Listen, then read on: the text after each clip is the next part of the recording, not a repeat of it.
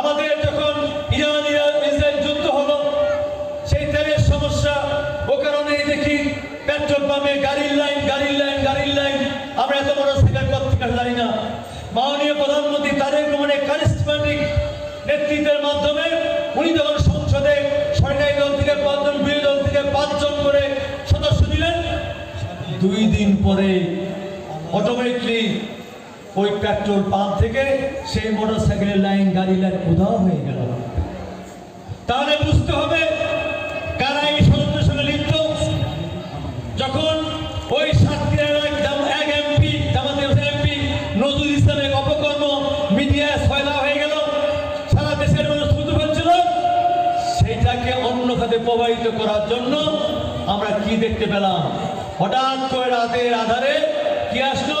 মেসেজে ছয়লা হয়ে গেল, পাম্পে যান, তেলের সংকট। আমি ডিসি মহোদয়, এসপি মহোদয়, ওসি মহোদয়কে ফোন করলাম।